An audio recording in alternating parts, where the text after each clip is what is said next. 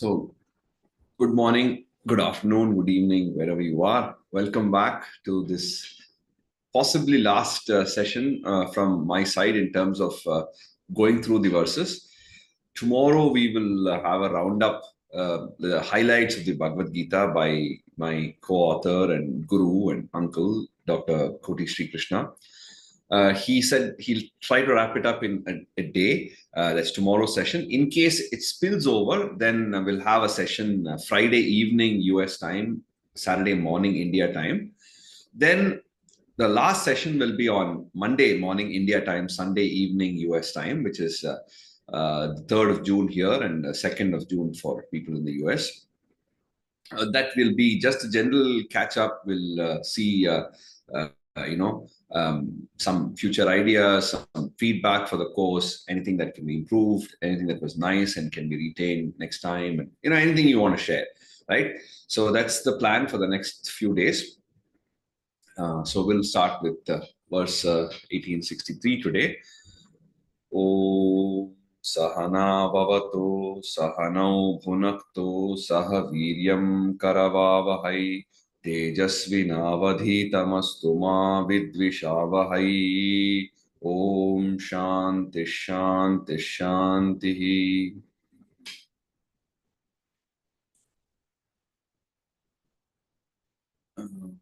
Second, where is my...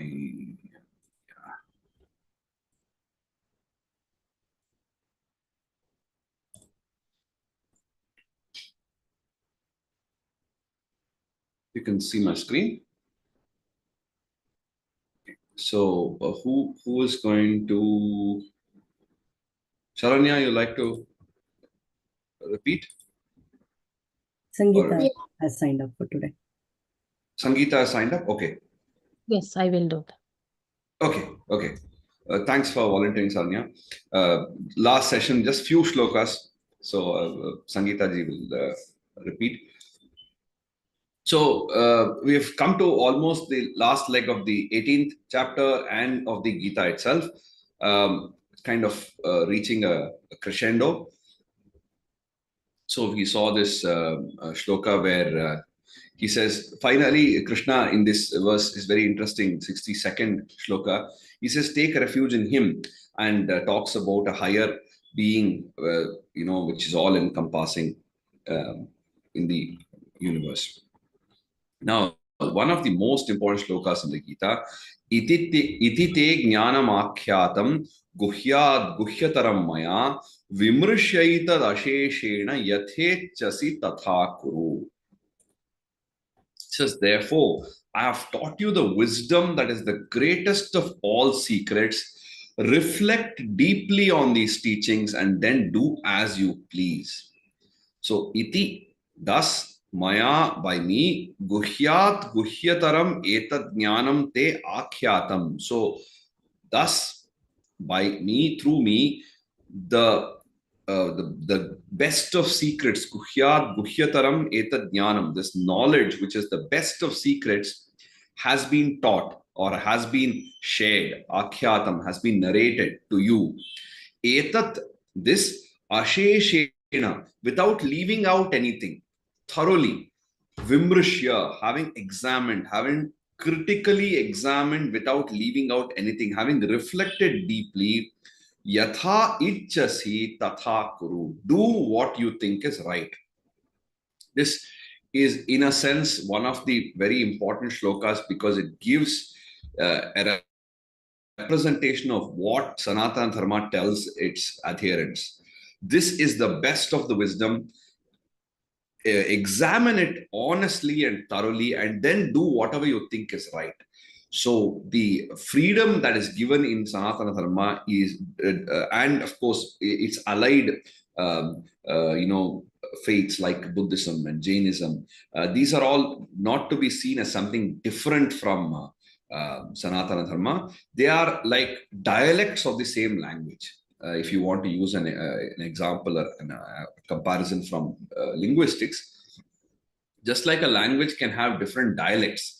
And sometimes people who speak the same language but different dialects find it hard to understand each other.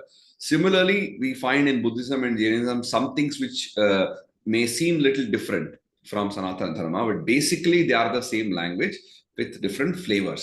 So anything in our tradition, the Eastern tradition, if you see, there is always a freedom of expression, freedom of choice.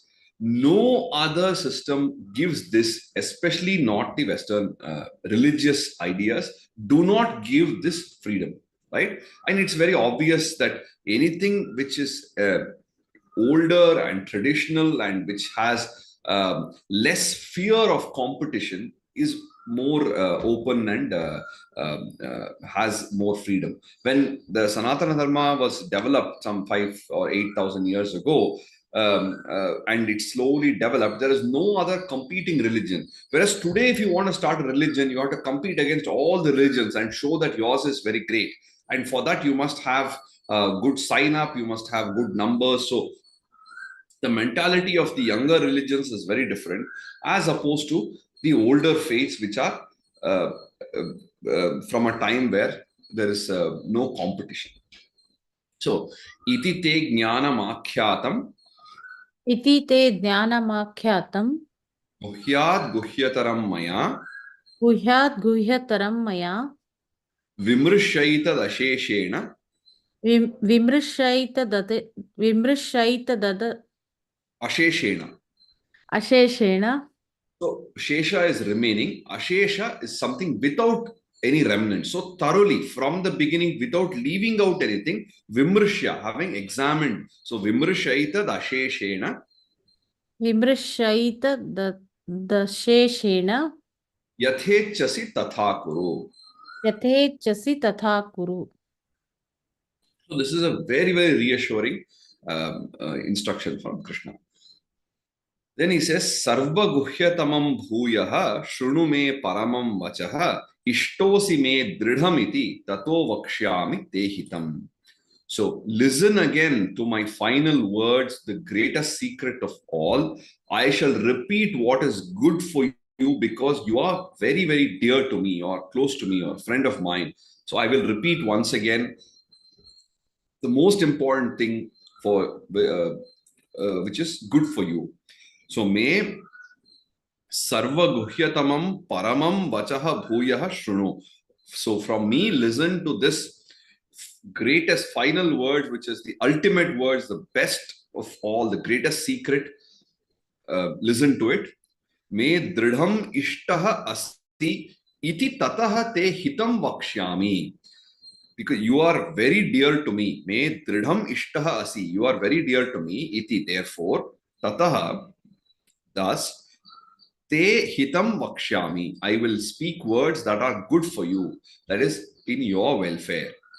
Sarva guhyatamam bhuyaha Sarva guhyatamam bhuyaha shrunu me paramam vachaha shrunu me paramam vachaha ishtosi me dridhamiti ishtosi me dridhamiti tato vakshyami te hitam.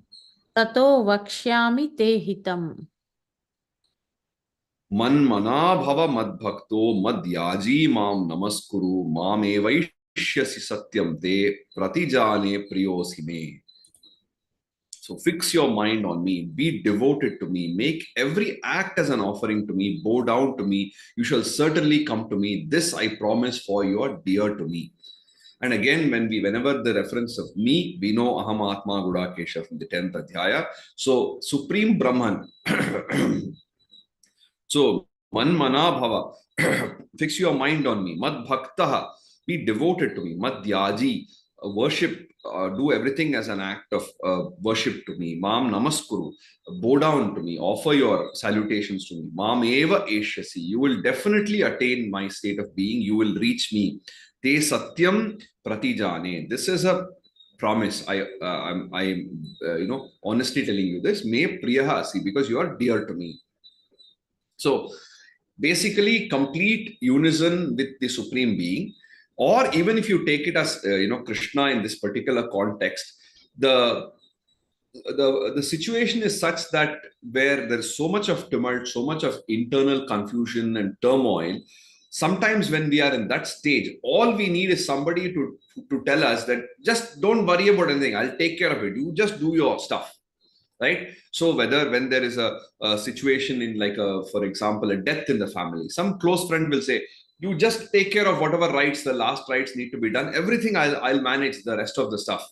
Right? So at that point of time, what is required is a sort of reassurance. Similarly, you have an exam tomorrow, your mom or dad tells you that, hey, just go and study for your exam, don't worry about anything, rest of the thing will be taken care. Or you're going to face some interview, you're having some difficult time at work, and your spouse tells you, just forget about the kids, forget about everything, just finish your work next 3-4 days, I'll take care of it. So that kind of assurance is what is required at that point of time. It is more an emotional situation rather than something driven by logic at that moment. So he says, just fix your mind on me, just be devoted to me, forget about everything, I'll take care of it. Right? So it's just that assurance at that moment. Manmana bhava mad bhakto. Manmana bhava mad bhakto. Madhyaji mam namaskuru. Madhyaji mam namaskuru. Mam evaishyasi satyam te. Mame vaishyasi satyam te. Pratijane priyosi me. Pratijane priyosi me. Yeah, very good. Then finally, he says, this is a very another important shloka. Sarva dharman parityajya mam ekam sharanam vraja aham tva sarva papebhyo mokshayishyami ma shuchaha. Giving up all forms of dharma, take refuge in me alone. I will liberate you from all papas. Do not grieve. So, sarva dharman parityajya, having given up all forms of dharma, mam ekam sharanam vraja, take refuge in me alone. Aham, I, tva, you, sarva papebhyaha, all the papas, mokshayishyami, I will liberate you from all the papas, ma shuchaha, do not grieve. This is an important verse because what does dharma mean here? So dharma is used in the widest sense of the word. The word dharma has so many meanings, which I think some of them we discussed earlier, but it can basically refers to sustainability, the principle of sustainability, but also law and virtue and support, duty, path, nature, all these things. And it includes the various types or categories of dharma like Samanya Dharma, Vishesha Dharma, Apad Dharma, Moksha Dharma, Raja Dharma, all these things. Now, in that moment of confusion and lack of clarity, Krishna gives all these different paths. Then he says you can do whatever you want. You are free to do whatever you want. However, if you want a simple step to liberation, a simple path to reach the highest, then he just offers as a almost like a postscript that if all this is fine, you can do what you want. However, if you don't want to think, you just want some simple instruction, use this simple path to liberation, which is complete surrender to the Supreme. The path is readily accessible to everyone because there is no need of any organized system. There is no need for any mediator. It is free from all rules and distinctions. When we say give up dharma, does not mean you follow adharma, right? It just means moving beyond it, not thinking about see, when we say you have to adhere to dharma, there is certain amount of brain work required. There's certain amount of effort that need to be put to ensure that we are following the dharma. But when we surrender completely to the divine presence in the universe, which is the highest dharma, and we have a ready assurance for liberation, then all the other dharmas take a secondary place because our mind is completely engulfed with the thought of the Supreme. Right? So there is no opportunity for us to have any space left to do anything related to adharma. So it's a complete cleansing of all the thing and complete of all the impurities and focusing only on the Supreme. Right? So sarva dharman parityajya. Sarva dharman parityajya. Mam ekam sharanam vraja. Mam ekam sharanam vraja.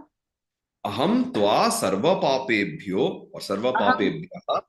aham tva sarva papebhyah mokshayishyami ma shuchaha. mokshayishyami ma shuchah.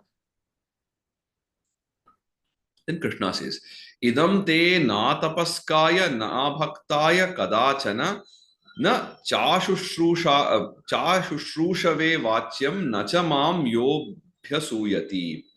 So don't share this sacred truth with somebody who lacks discipline and diligence, one who doesn't care to listen, or one who speaks ill of the Supreme. So, idam te, this, whatever has been told you, kadachana, at no point of time, atapaskaya na vachyam. Don't share this wisdom or this truth with somebody who lacks discipline. Na abhaktaya, one who does not care to listen, one who does not have humility and devotion. Nacha ashushrushavve, so one who does not care to listen, one who is not diligent. Mam yaha abhyasuyati tasmai na, or person who speaks ill of me, person who mocks the Supreme Being. To such people, don't share this sacred truth. So the message is available for everybody, right? The Bhagavad Gita is available for everybody, but not everybody may be interested to take it. So there is this, like say, there's a bottle of water. It is definitely a beautiful thing and it quenches the thirst immediately. But not everybody may be interested to drink water. They may prefer to drink some whatever, some soft drink or some other thing. But this is available. So therefore, he says, don't offer this to somebody who is lacking in discipline, lacking in diligence, lacking in seriousness. The people who don't care to listen, don't share it to such people, or people who make fun or who are mocking or speak ill of Bhagavan. So in any of these cases, there is no point in sharing it, because when advice is best given when it is asked for. When there is nobody asking for advice, if you give any advice, it is not going to be taken seriously. It will be rejected. It will be mocked. So therefore, it is very important not to share this with people who don't have diligence, who don't have seriousness. So idam te na tapaskaya Idam te na tapaskaya na bhaktaya kadachana na bhaktaya kadachana na chashushrushavve vachyam na chashushrushavve vachyam na cha ashushrushavve vachyam. So na chashushrushavve vachyam na chashushrushavve vachyam na cha mam yo abhyasuyati. na cha mam yo abhyasuyati. So yobhyasuyati. So yo yaha plus abhyasuyati, yobhyasuyati. Yobhyasuyati. Yeah. Then who are the people who you can share it with? Ya idam paramam guhyam mad bhakteshvabhidhasyati bhaktim mai param kritva mam evaishyati asamshayaha. So the one who teaches this great secret with sincerity and devotion to those who wish to learn it, he will surely attain the highest state. He will come to me. Yaha, one who param guhyam idam, this greatest of all secrets, mad bhakteshu, of people who are devoted to me, who are having sincerity, abhidhasyati, who offers it, saha mai param bhaktim kritva mameva eshyati asamshayaha. So without any doubt, if a person who shares this secret with those who are sincere, who are devoted to Bhagavan, and those who wish to learn it, he will definitely reach the highest state. So, ya idam paramam guhyam. Ya imam, sorry. Ya idam. Ya imam paramam guhyam. Yeah, idam is this. So, ya idam paramam, this param, this greatest of secrets, right? Mad bhaktesh vabhidhasyati. Mad bhaktesh abhidhasyati. Bhaktim mai param kritva. Bhaktim mai param kritva. Mam evaishyat yasamshayaha. Mame vaishyatya asanshayah. Yeah, so mam eva eshyati samshayaha. So all those things are combined together with sandhis. न च तस्मान् मनुष्येषु कश्चिन्मे प्रियकृत्तमः भविता न च मे तस्मात् अन्यः प्रियतरो भुवि. So further, nobody can render more pleasing service to me than one who teaches the secret to my devotees, and no one else on earth is dearer to me. Manushyeshu cha tasmat kaschit me na priyakrittamah tasmat anyah priyatarah bhuvi na cha bhavati. So manushyeshu cha tasmat kaschit, among people, nobody may na priyakrittamaha. Nobody can do a better service to me among people than those who teach this. Then tasmat anyah priyatara bhuvi nacha bhavati. There is nobody better on earth who's more dearer to me than people who share the wisdom with the rest of the world. Nacha tasman manushyeshu न च तस्मान् मनुष्येषु kaschin me priyakrittamaha कश्चिन्मे प्रियकृत्तमः bhavita nacha me tasmat भविता न च मे तस्मात् anyah priyataro bhuvi. अन्यः प्रियतरो भुवि. Then he says, Adhyeshyate cha ya imam dharmyam sambadam avayoho jnana yagnena tenaham ishtasyam iti me matihi. So whoever earnestly studies this sacred dialogue, I consider him to have honored me through jnana yajna. So this word of yajna, which Dr. Raju has used for his 2022 course and which has come up multiple times, it is most meaningful to call it yajna because that is exactly what Krishna also calls it. It is a jnana yajna, a pursuit of knowledge, sincere effort to understand what has been taught. What is the respect we can show our teacher? What is the respect we can show the wise people of the past? The only way to show our respect is to pay attention, is to be aware of what they're saying and grasp it and try to bring it into the practice. The best gift you can give your guru, the best gift you can give to the wise people who have shared the wisdom with you is for you to understand it and perpetuate it. There is nothing greater than that. You can go and go back to your school and tell your teacher, oh, this I have got this some gift for you and so on. But if you are a good citizen of the country, that is itself a very great gift that you can give your ancestors, your teachers, your guides. Yaha cha avayoho imam dharmyam samvadam adhyeshyate tena jnana yagnena aham ishtah syamiti me matihi. Those cha avayoho imam dharmyam samvadam adhyeshyate, those who earnestly study this sacred dialogue, this dharma samvada, tena jnana yagnena aham, I consider that they have worshipped, honored me. Ishtaha syam iti me matihi. I consider that they have honored me through the process of jnana yajna, jnana yajnena. So through the process of sincere study, such a person has honored me. This is what I think Krishna says. Adhyeshyate cha imam. Adhyeshyate cha ya imam.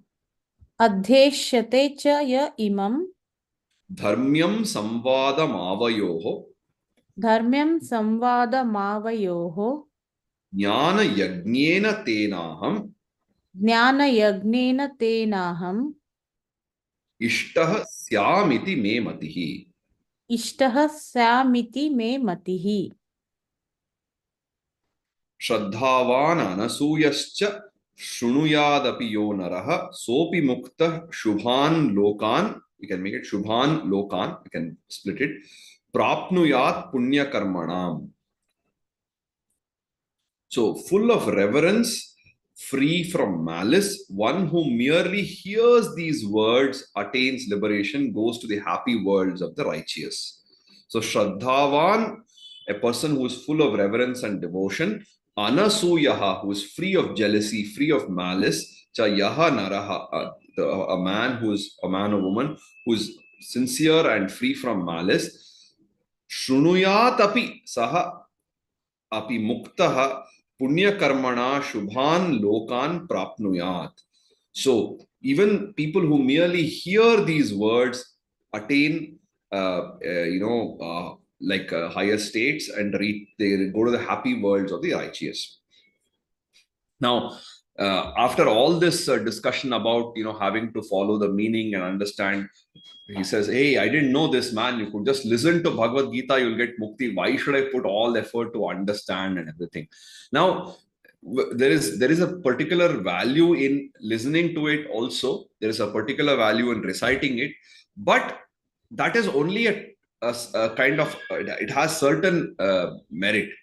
But beyond that, if we are able to implement that message in our day-to-day life, that has greater value, and that is more I think it is more assuring to implement that. So even here, the idea is even somebody there is like this should be taken as sort of a what we call as arthavada or advertisement, in the sense that even somebody who listens to Bhagavad Gita, that at least that point of time they are not thinking about evil thoughts, they are not doing evil deeds, they are not saying bad words.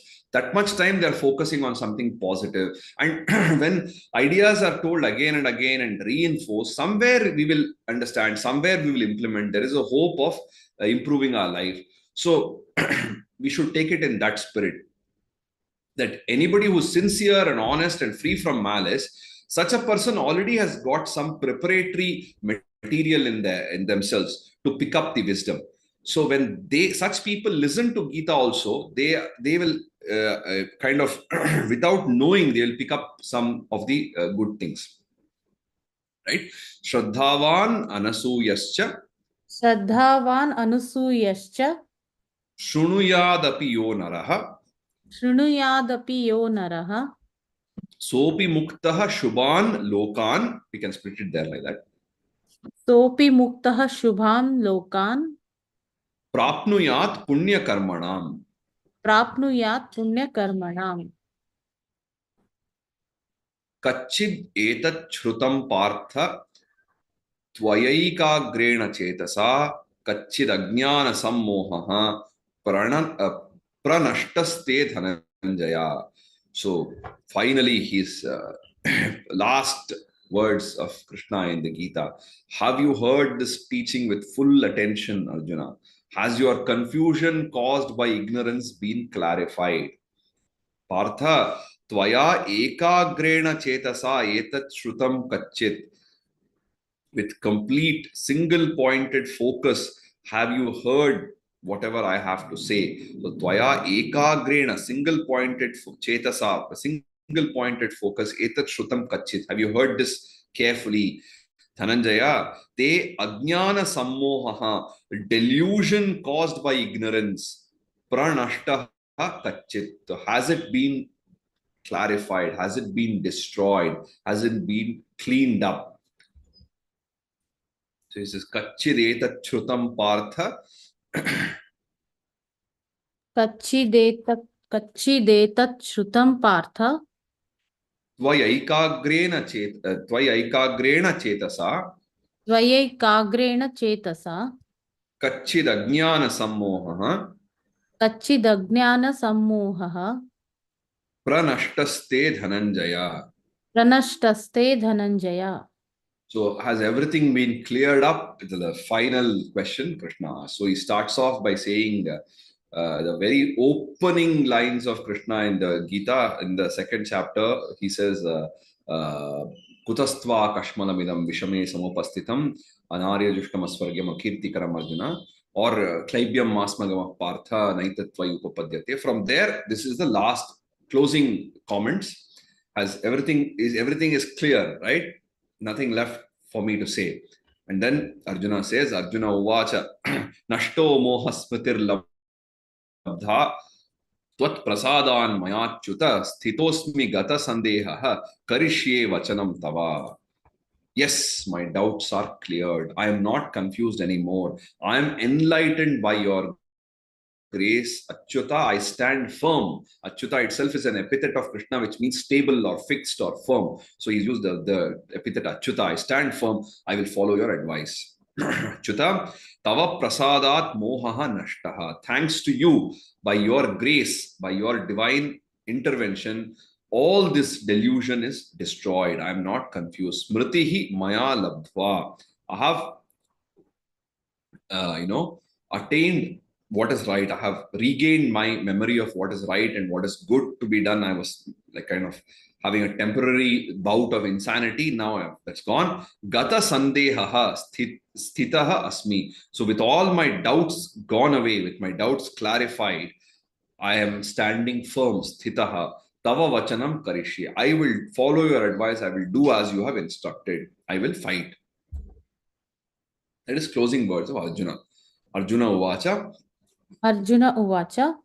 Nashto moha smritir labdha. Nashto moha smritirlabdha. Tvat prasadan mayachyuta. Tvat prasadan mayachyuta. Sthitosmi gata sandehaha. Stitosmi gata sandehaha. Karishye vachanam tava. Karishye vachanam tava. Yes. And then finally Sanjaya concludes. Sanjaya uvacha. Ityaham vasudevasya parthasya cha mahatmanaha samvadam imam ashrausham adbhutam romaharshanam. So I heard this wonderful dialogue between the two great souls, the two Mahatmas. It is so thrilling that I have goosebumps. It makes my hair stand on end. So Mahatmanaha, Vasudevasya Parthasya, Vasudeva and Partha, the two great Mahatmas, cha Roma Harshanam Adbhutam, so wonderful, and it is I'm having horripilation. Imam Samvadam iti aham ashrausham. I have heard this wonderful dialogue between these two people, and it is such an exciting experience for me. Sanjaya tells Dhritarashtra. So Sanjaya uvacha. Sanjaya uvacha. Ityaham vasudevasya. Ityaham vasudevasya. Parthasya cha mahatmanaha. Parthasya cha mahatmanaha. Samvadam imam ashrausham. Samvadam imam ashrausham. Adbhutam roma harshanam. Adbhutam roma harshanam. Then Vyasa prasadat shrutavan etad guhyamaham param yogam yogeshwarat krishnat sakshat kathayatah swayam. So by the gift of Vyasa, I saw this supreme yogic mystery being revealed right in front of my eyes by the master of yoga himself. Sakshat Yogeshwarat, by the very epitome of yoga, the Yogeshwara himself. Sakshat Yogeshwarat Krishna, the great master of yoga Krishna, by himself, Kathayataha Swayam, listening to his own words directly, Kuhyam Param Etat Yogam, this supreme yogic mystery, this great secret of yoga, Vyasa Prasadat, thanks to the grace of Vyasa, Aham Shrutavan. I have heard, I have heard, I have seen this remarkable thing because of the grace of Vyasa. Now, if you go back to the first chapter, before that we discussed how Vyasa offered the gift of divine vision to Dhritarashtra so that he could sit in his place and see what's happening on the battlefield, like watching IPL on the television or a Super Bowl on the television. So he gave him this, option. But Dhritarashtra did not want to see this terrible war between the cousins. And he said, I don't want this, as well give this remote viewing ability to Sanjaya, so who was Dhritarashtra's charioteer and confidant, so that he could witness the thing on the battlefield without leaving the place and then narrate it to the blind king. So some weeks ago, Dr. Sri Krishna had pinged me and shared a bit of trivia that he said, when the Bhagavad Gita comes in the Mahabharata, is not at the point where the Bhagavad Gita Upadesha is happening. It is not that Bhagavad Gita Upadesha is happening on the battlefield and Sanjaya is repeating it at the same moment. After the death of, after the fall of Bhishma on the 10th day, that is when, so this is what Dr. Sri Krishna was telling me, that Sanjaya starts narrating, because one of the things that Dhritarashtra is very eager is to know the welfare of Bhishma. And when Bhishma falls, it is a great aghata, great, what do you say, shock for him. At that point of time, Sanjaya recollects all the previous happenings, and also narrates the Bhagavad Gita. It's just a bit of trivia. So he says, Vyasa Prasadat Shrutavan. Vyasa Prasadat Shrutavan. So Prasadat plus Shrutavan will become Vyasa Prasadat Shrutavan. So that's a kind of Chutsva Sandhi or something. So Vyasa Prasadat Shrutavan. Vyasa Prasadat Shrutavan. Yeah, but it's combined together, so there's no sha there. It becomes a cha. Anyway, so etad guhyam aham param. Etad guhyam aham param. Yogam yogeshwarat krishnat. Yogam yogeshwarat krishnat. Sakshat kathayatah swayam. Sakshat kathayatah swayam. Yeah.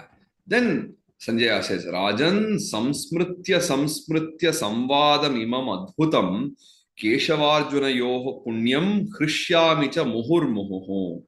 Again and again, as I recall the splendid and sacred dialogue between Krishna and Arjuna, I rejoice over and over again. Rajan, O king, adbhutam punyam, both wondrous, it is splendid, and punyam, sacred. Keshavarjuna yoho, between Keshava and Arjuna, imam samvadam, this conversation, samsmritya, like recalling again and again, remembering over and over again, muhuhu, I cha hrishyami. Again and again I rejoice. As I remember it, so I rejoice. Sanjaya says, Rajan samsmritya. Rajan sansmritya. Samvadam imam adbhutam. Samvadamima adbhutam. Keshavarjuna punyam. Keshavarjunayoho punyam. Hrishyami cha muhurmuhu. Hrishyami cha muhurmuhu. Then he says, Tacha samsmritya rupam atyadbhutam hare vismayo me mahan rajan hrishyami cha punaha. I'm spellbound, O king, as I recollect Krishna's fabulous form, and I rejoice over and over again. Rajan harehe atyadbhutam cha tat rupam. So the extraordinary spellbinding form of Hari, of Krishna, tat rupam, that form, samsmritya, having recalling it again and again, me mahan vismayaha. It's a great wonder to me. It's a great mystery. Punacha hrishyami. Again and again I rejoice. Tacha samsmritya. Tacha sansmritya. Rupam atyadbhutam harehe. Rupam atyadbhutam harehe. Vismayo me mahan rajan. Vismayo me mahan rajan. Hrishyami cha punaha. Hrishyami cha punaha. Finally, he says, Yatra Yogeshwara Krishno, Yatra Partho Dhanurdharaha, Tatra Shrir Vijayo Bhutihi, Dhruva Nitir Matir Mama.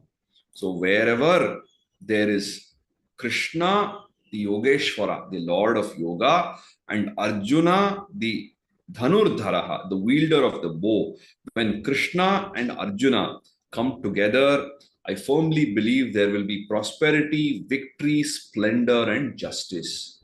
So, Yatra Yogeshwaraha Krishna, where there is the Yogeshwara, the Lord of Yoga, the Master of Yoga, Krishna, Yatra Dhanurdharaha Parthaha, the wielder of the bow, Partha, Tatra, there, Shrihi, prosperity and wealth, Vijayaha, victory, Bhutihi, splendor, Dhruva Nitihi, justice.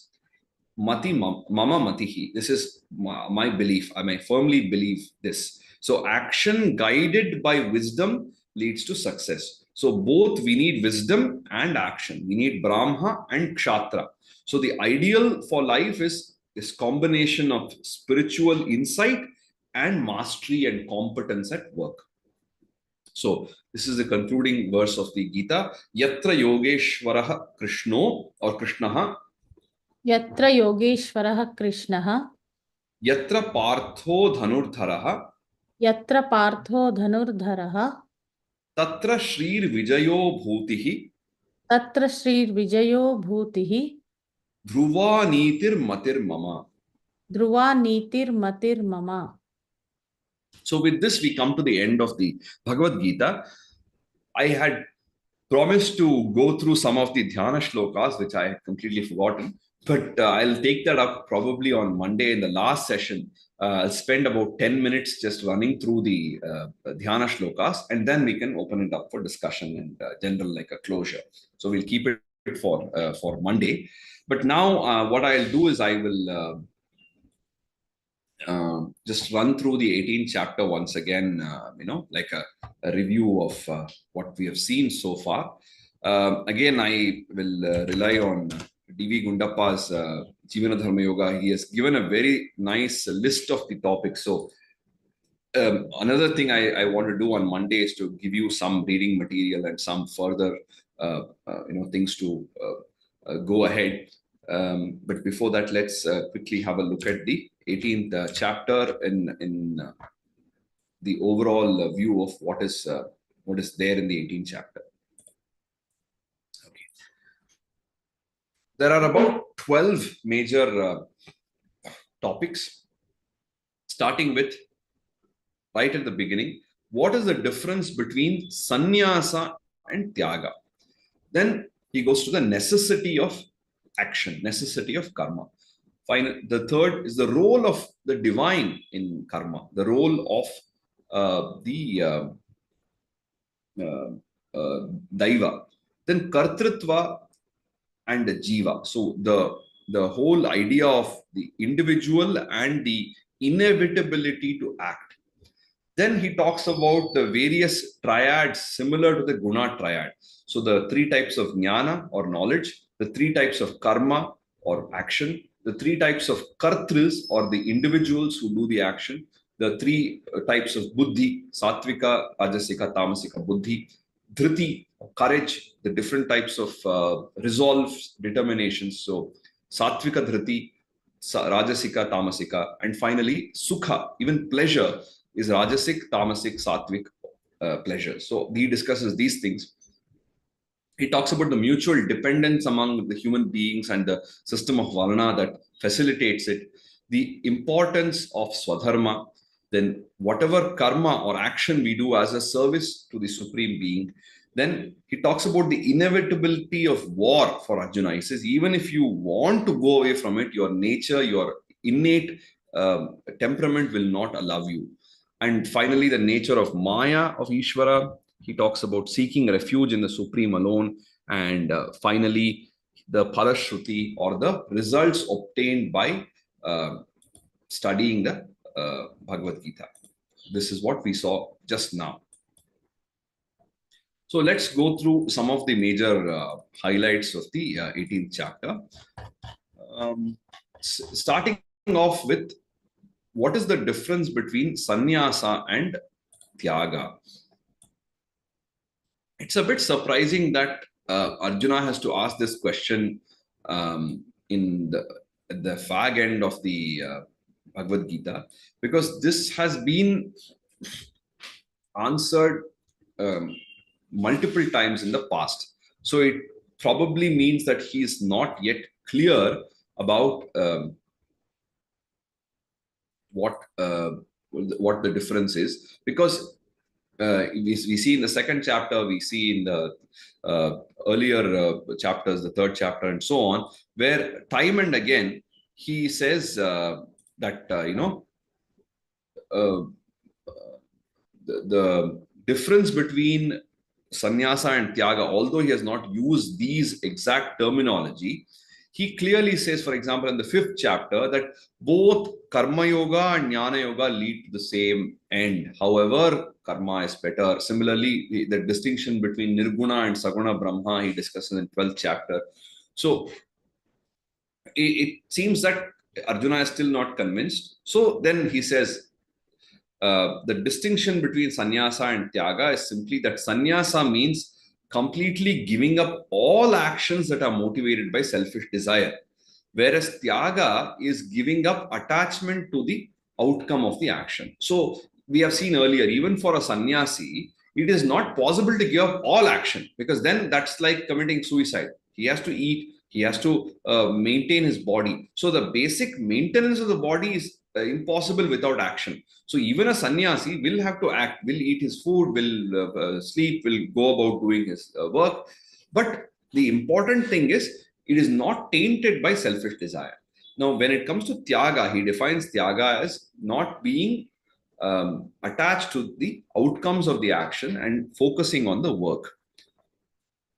And he says that yajna, dana, and tapas are not to be given up, because when they are followed correctly, they can sanctify our life. Right?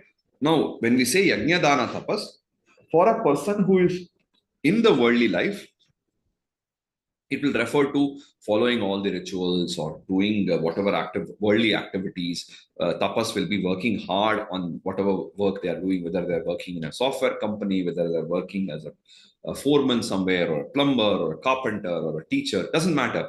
Whatever work you're doing it with great focus and intensity and sincerity. That has become tapas. Whatever little you're earning, whatever little you have, you share part of that. That become dana. Whereas in the case of a sannyasi, in the case of somebody who's renounced, even their yajna, dana, tapas is applicable, but their tapas will mean, meditation, single-pointed focus on trying to understand Supreme. Dana will be sharing of the wisdom that is available with them. And yajna means their entire life itself is like yajna, where they are doing a thing for the higher cause. Right? So he says, therefore, work is not something to be given up. It is only when the work has certain consequences and we are not overly attached to those consequences, that is the real tyaga. Then he talks about the sattvika tyaga and rajasika and tamasika tyaga. So when somebody gives up the work which you are supposed to do out of some delusion, it is tamasika. When people don't do the work because it is inconvenient, or because it will cause exertion, or because you won't get anything big out of it, that is a rajasika tyaga.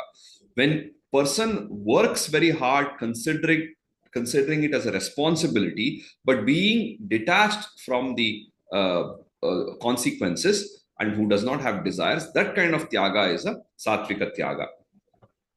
So we know very well that we cannot give up all the actions, because we have to maintain the body. And then he goes on to the set of few shlokas which determine the factors that determine the outcome of an action. We know that there are 5 factors that determine the outcome. The situation under which we are placed. Different situations can give different results, right? So if there's a football match and there is some 2 goals down and the opposition team has to win, then they have to put greater effort. The same thing, if there are 2 goals in their favor, then it is much easier to win the match. So the same set of people, the same circumstance, the same tools available, everything, but different circumstances has a possibility of giving different result. Then the individual who is doing the work, the same work done by 2 different people will give 2 different results. The same person doing the work in 2 different occasions will give 2 different results. So the situation, the individual, the resources available, the way in which he uses the resources, and finally the 5th is unknown forces. Everything may be in the right place, but there is some unknown forces. So for example, if you're driving to work every morning, you are the same person, your vehicle is the same, the roads are the same. But can you say, I will leave home at 9 a.m. and I will reach my office at 9:37 every single day? Is it possible for you to predict? No way, right? Because there are so many things outside your control. It is you who are going to work, the individual is the same. The circumstances every morning from whatever your house, and the same vehicle and the way you drive is the same, but the unknown forces are the traffic and what happens. Sometimes you may reach very early because of some there's not much traffic on the road, there's some holiday, something. Some days you may get delayed, but important thing is you leave home at the same time. What is the time that you have fixed for yourself? And don't worry about it. If you reach early, you have some plan of action. If you reach late, you have some plan of action. But always we have to realize that it is not entirely under our control. Therefore, this repeated exhortation by Krishna not to get attached to the results, because the results are not under our control. So you're trying to get follow a mirage. There is no point in doing that. You as well focus on the work at hand. Result will have to come. If you leave at 9 o'clock, you take your motorcycle, you take a car and drive towards your office, you will eventually reach there, right? That's not such a big deal. But if you're constantly thinking about that and not enjoying your drive, then that's not a very pleasant experience.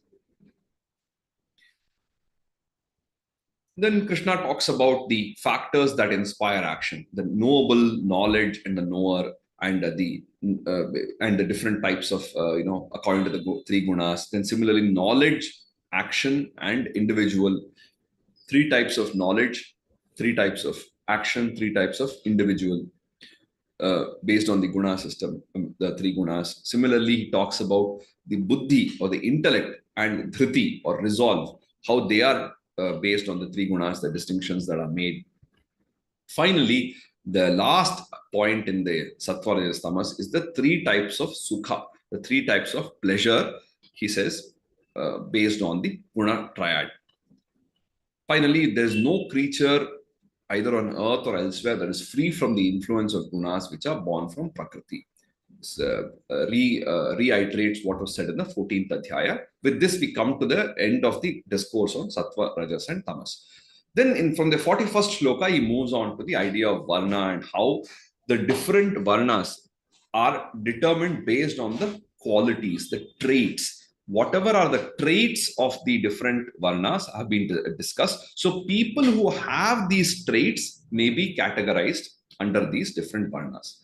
This is the conception of the Varna in Bhagavad Gita by Krishna.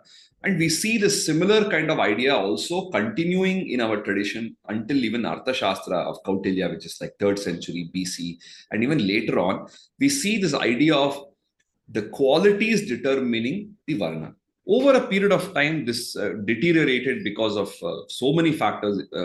One of the major ones being the Islamic invasions in the 11th, 12th century, and which started off in the 7th century, went on for many years. So the society, Hindu society, went into some sort of a shock, and therefore things became more rigid. But now in the last maybe 100 years or 50 years, things are opening up a little more, and slowly the meaning of the Varna is changing, and hopefully it will go back to the original idea of a classification based on profession and how each of these people are very important for the building of the society.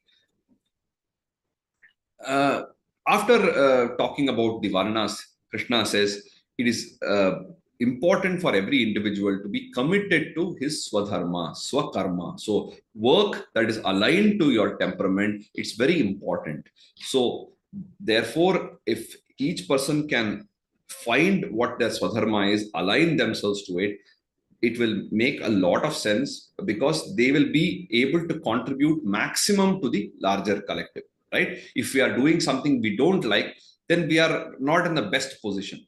So I don't know whether it's attributed to Einstein or he actually said this, but it's a nice quote. He says, if you try to judge a fish by its ability to climb a tree, it will always think of itself as a failure.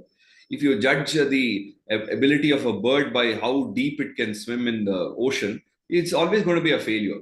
So therefore, we have our natural abilities and we naturally excel at certain things. If we take that more seriously, then we will be excelling. We will also be contributing better to the society. So working in harmony with natural abilities and also offering whatever we do as a gift to the Supreme Being. So when we are, let's say you're baking a cake, okay? You're baking a cake, and after you finish baking the cake, you make the pieces and eat it. What's the enjoyment you're going to get from that? Versus you're baking a cake for a best friend, your close friend, or your mom, or your dad, or your grandmother, or something, and then you bake the cake and you have a party, you call some 20 people, and somebody cut the cake, and there's some celebration. See the difference. So when we do our work for ourselves, it is very limited. Okay, I cook my food, I eat it. What's the big deal? But when I cook and share it with people and everybody, oh, how well you have baked the cake. Oh, this is very nice. Oh, teach me the recipe. Oh, what did you put here? This, where did you get this flavor? So then the whole enjoyment is so much that we get from sharing whatever we have. So that's why if we are able to offer our work as offering to the Supreme Being, it's so enjoyable. Whatever we are doing, we are getting much more out of it. Where otherwise it is like you just cook for yourself and eat it, not a big deal. In fact, in the fourth adhyaya, he says somebody who just cooks and eats himself is a sinner. So when we share and we get people together and eat together, that's very important. In fact, even recently, I think a few months ago, I was reading some of the people in the who are living in the blue zone, right? You might have read about people in Japan and parts of Europe, and where people consistently live beyond the age of 100, and they are very healthy and they are active even when they're 90 and 100. One of the important things in that study is that they are having a very happy community life. They are meeting people every day. They're eating together with their good friends, with their family members. That matters a lot when we think about longevity also. Then finally, he says it's very important to work, and one has to, focus on work and go beyond desires and attachments. And when he has the clear reasoning and he's endowed with, clarity of mind, and he lives in solitude, eats less, regulates his body, mind, and breath and speech, and finally, he is preparing himself to attain the highest state. So, talking about the highest state. And even when constantly engaging with worldly activities, when he takes refuge in the Supreme, he will reach that highest goal. He talks about the inevitability of war for Arjuna. Even if you say, I will not fight out of ego or ignorance, you can't abide by your decision because you will be going against your nature. Even if Arjuna sat out of the war for one day, so the second day his hands will be itching. The third day he will say, I have to fight. The fourth day he will be on the battlefield because he cannot be without that. It's his basic nature. This is a temporary, bout of madness, right? So therefore, he is very focused. He is very tuned for warfare. That moment he has become weak. So he says, you will know, your nature will force you to do against your will. Finally, he talks about how the Lord resides in all the beings, and through the power of Maya causes them to move like as if it's like a machine. Then he says, well, this is what I have to say. Think about it very deeply, reflect on these teachings, and do whatever you like. There's always that freedom. However, if you are not interested to think about it, you are not having that kind of thing, time and ability and energy, then just forget about everything. Leave everything aside and just take refuge in my words. Listen to me. I will take you away from all papa. Don't cry, don't grieve. Just do as I say. And finally, some Palashruti. So whoever teaches this to the people who are interested, they'll be performing a great Jnana Yajna. And don't teach this to people who are not interested. So therefore, you should not go and force the Bhagavad Gita on people, like going from one house to the other and say, study Bhagavad Gita, give a book. This is not our way. Right? Our way is whoever is interested, we should teach them. If they are not interested, no problem at all. The people, when they are ready for the message will be ready for them. So that's the idea. And finally, Arjuna says, yes, my doubts are cleared and I am ready to fight. So this entire journey, we have to be thankful to, this temporary insanity of Arjuna, so that we got the message of Bhagavad Gita. If Arjuna was not having that moment of, weakness, if Duryodhana had not been wicked, if Yudhishthira had not been a gambler, if all these things were not happening, we would not have got this beautiful text. So in a way, they are also responsible. We have to be grateful for Vyasa to create this entire beautiful world. So we've come to the end of the verses. We have run through 700 verses in a span of 3 months. No mean feat. And I must congratulate all of you for participating so sincerely, coming every day. I know that many of you have a little tricky situation with the time, but you caught up on the video later on and followed everything. So very happy. It's a great learning for me, very honestly, to go through again Bhagavad Gita one more time and realize how little I know of the Gita. That's always a standard thing. Every time I read through, never realized there is so much, like you know, jokingly say it's like a perpetually upgrading software, right? So every time you go to the Gita, suddenly you see that something new is there, it's something upgraded. It's the same text, but what has happened is we have gone to one step further, two steps further. So we see much more in the text. So it's always a great pleasure. So much more than you, it has been beneficial for me and great experience for me. And so I must thank all of you for making this happen.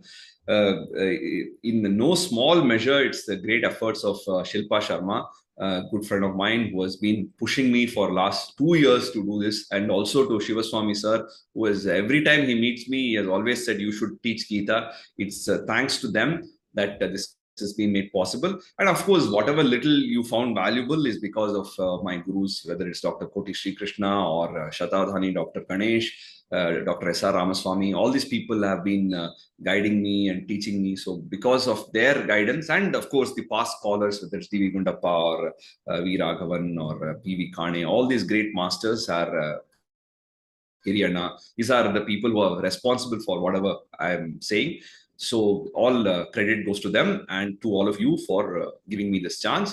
We'll meet tomorrow with a session by Dr. Sri Krishna, and then we'll finally wrap up on Monday, where I will look at some of the Dhyana Shlokas, and then we will have a freewheeling discussion.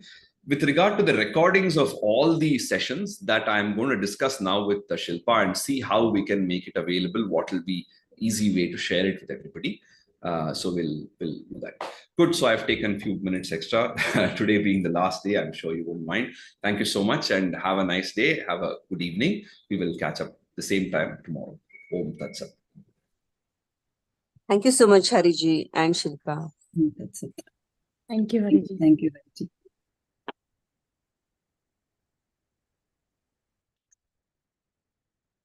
Oh, looks like Hariji already left. I see there is a hand raise. Maybe you can ask your question tomorrow. All right. Have a good night.